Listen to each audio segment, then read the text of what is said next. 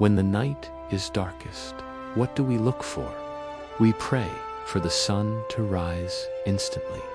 We want a massive flood of light to chase away the shadows. And when the sun does not come, we despair. We think we are lost forever. But have you ever considered that to survive the deepest darkness, you do not need a blazing sun? Sometimes, all you need is a single spark. This was the crushing reality for an explorer named Elara. She was lost deep within the twisting passages of the Cave of Forgotten Echoes.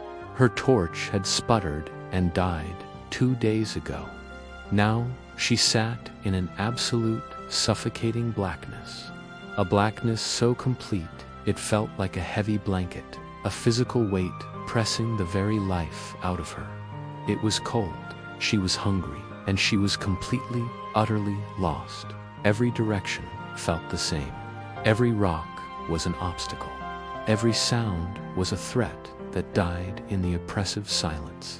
She had walked for hours, then days, her hands tracing the cold, damp walls until her fingers were raw. But every path led to another dead end, another chamber identical to the last. Finally, she had stopped moving. She slumped against a rock and gave in. The fight had left her. This dark, silent place, she thought, would be her tomb. The darkness was no longer just around her, it was inside her. In the profound silence, a silence so deep she could hear the pounding of her own heart, something changed, a flicker, so far away, so small. At first, she dismissed it. It must be a trick of the eyes, a hallucination born of starvation and despair. A tiny, almost invisible speck of orange light in the vast, crushing darkness. It didn't pulse, it didn't grow, it just was. She closed her eyes, sure it would be gone when she opened them, but it remained a pinprick of warmth in a universe of cold. An instinct, faint and nearly extinguished, stirred within her. It was the primal urge to live, a force, she thought, had abandoned her long ago. With a groan, she pushed herself off the ground. Her limbs were stiff, her muscles ached with protest. But that tiny speck of light pulled at her.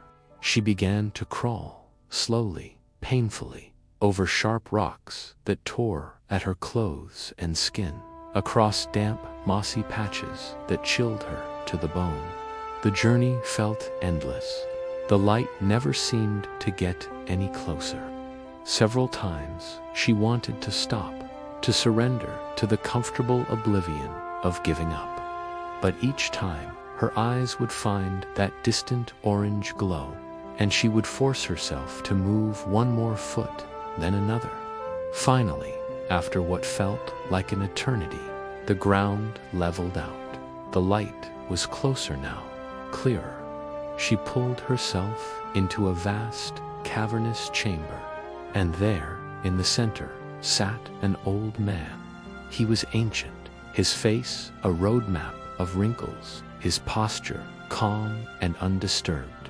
He sat on the floor, his cupped hands sheltering a single, tiny, smoldering ember that rested on a bed of ash.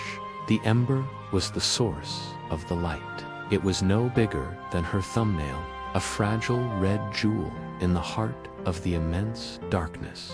The old man looked up as she approached, his eyes holding a gentle wisdom that seemed as old as the cave itself. He did not seem surprised to see her. He simply watched her as she collapsed a few feet away from him, her energy completely spent. Elara stared at the ember, her breath coming in ragged gasps. Then a wave of hopelessness washed over her again, even stronger this time for the hope she had allowed herself to feel. Laughter, dry and cracked, escaped her lips. "It is useless," she rasped, her voice raw. "All that effort for this, that tiny spark, cannot light this massive cave. It can't show us the way out." "We are going to die here." The old man, whose name was Silas, did not answer immediately. Instead, he leaned forward, his face illuminated by the soft glow. He puckered his lips and blew a long, slow, gentle breath onto the ember. For a moment, it glowed a brilliant, fiery orange, casting their faces in a warm light before settling back into its quiet, steady smolder. He looked at Elara, a soft smile on his lips. "It is not meant to light the whole cave, child," he said, his voice a low, soothing rumble. "It is only meant to light the next step." Elara shook her head, the last of her fight returning as frustration. "The next step? What good is the next step when we are miles from the surface? We need a torch, a bonfire, a miracle, not this." Silas continued to gaze at the ember, his hands a protective shield around it. "Despair tells you that because you cannot see the harvest, you should not plant the seed," he said calmly. "But hope is like a seed buried under heavy snow. It is tiny, it looks dead, it feels cold and lifeless, but deep inside, it holds the entire promise of spring. It does not need to be big to be alive. It only needs to be protected from the frost." Elara fell silent, his words sinking in. He had not argued with her despair. He had simply offered another way of seeing. Silas seemed to read her thoughts. He shifted his gaze from the ember to her. "This spark is not the rescue," he continued, his voice steady and sure. "It is the anchor. It is the one thing that stops you from drifting completely into the void. The darkness is vast, it is powerful, but it is not absolute. As long as you protect this tiny light, as long as you give it your attention and your breath, the darkness has not won. It cannot win. Because this spark, no matter how small, is a declaration. It is the choice to exist, to continue, to defy the nothingness." His words struck Elara with the force of a physical blow, a bolt of lightning in the dark cave of her mind. She stared at the tiny red glow, truly seeing it for the first time. She had been waiting for a miracle. She had been praying for the sun to rise underground, for a rescue team to appear out of nowhere, for the walls of the cave to magically part and reveal the exit. And because no grand solution had arrived, she had given up. She had decided that if she could not have everything, she would accept nothing.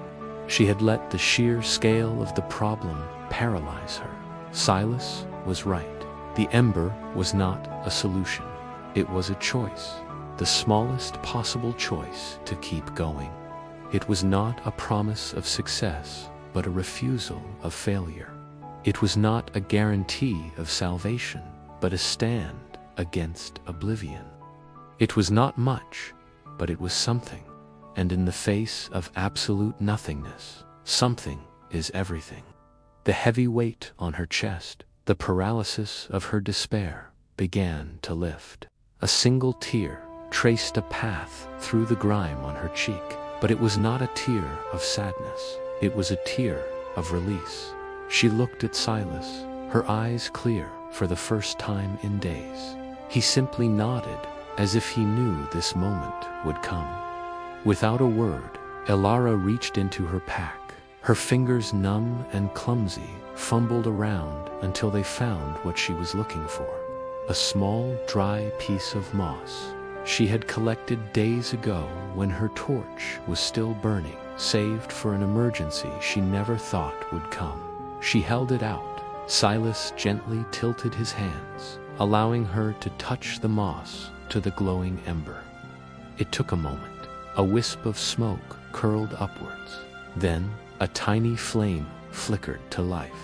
Elara cupped it with her own hands, shielding it, nurturing it. The small, dancing flame pushed the darkness back. Not far, just a few feet. The vast, menacing cave was still there. It was still huge and dark and terrifying. She was still lost. But now, she had enough light to see 5 feet ahead of her. She could see the ground she was about to step on. She could see the wall next to her. The absolute darkness had been broken. Elara looked at Silas, her heart full of a gratitude too deep for words. He gave her another small, knowing smile. She took a deep breath, the air filling her lungs with a renewed sense of purpose. Then, she stood up, slowly, unsteadily. She held her tiny, flickering torch aloft. The tiny hope didn't solve everything. It didn't vanquish the darkness. But it gave her the power to begin again. And with the light of her small flame illuminating the path just before her, she took one step, and then another. The moral is that in our darkest moments, we often overlook hope because we are waiting for a grand solution. True resilience lies in recognizing and nurturing the tiniest spark of possibility, understanding that even the smallest light is enough to conquer absolute darkness, one step at a time. Thank you for watching. If this story resonated with you, consider subscribing for more content that explores the depths of the human spirit. Stay hopeful